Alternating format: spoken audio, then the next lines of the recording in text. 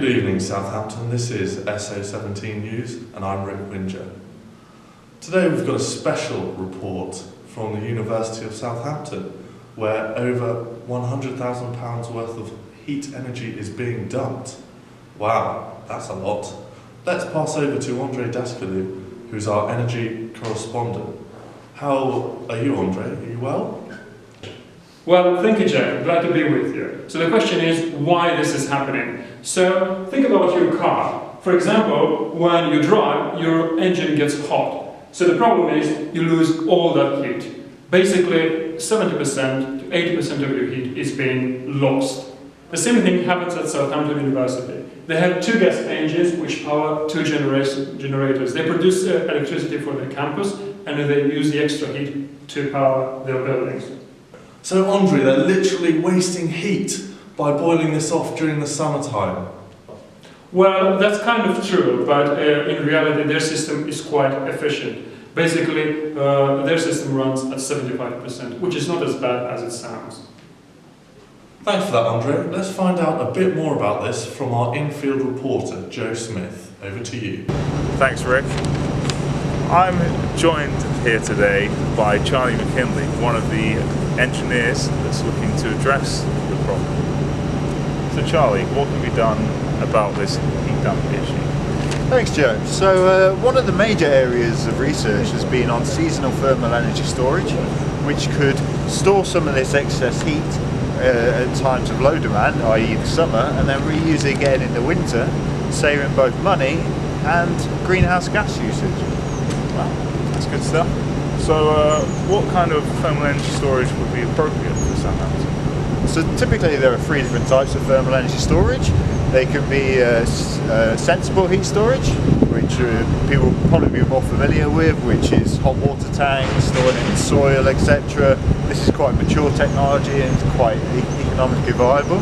Secondly, there's latent heat storage, which uses phase change materials, which capitalizes on material changing from a solid liquid to a solid. And these are a bit more energy dense, but they're quite expensive at the moment. And then thirdly, there's chemical energy storage, which are a lot more energy dense than water. But again, the price point is probably not there at this time for a hydrocampus. Well, there you have it. Hot stuff. I'm Joe Smith, reporting for SO17 News at the Energy Centre, Highfield campus. Back to you in the studio. Thanks for that, Joe. We're now going to go across to Jack, our business correspondent. Jack, over to you. Thanks, Wick. And it's perfectly true. I have been working on looking at the business plans for hot water storage. So as you can see here, 800 metres cubed is required. That's a lot of excavation. It costs a lot of money. You can see the capex here is $500,000. Providing a payback period of 36 years, it's not worth investing in this type of energy storage. So if we look at borehole energy storage, this looks a bit more viable actually with a 25-year payback period.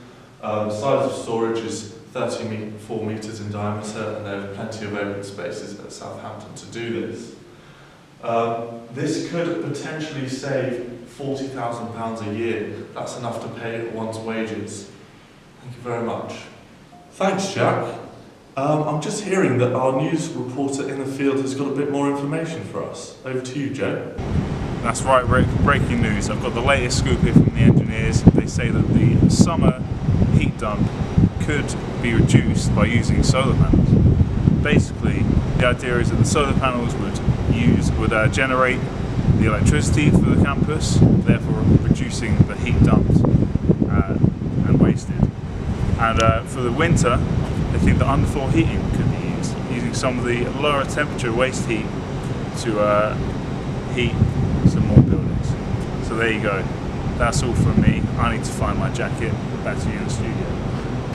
So great, we've heard about why this is a problem, how it's being caused, and the potential solutions such as thermal energy storage and solar panels. And it sounds like we've come to a conclusion that solar panels could be the way forward for Southampton University. Thank you for listening to Southampton, to SO17 News.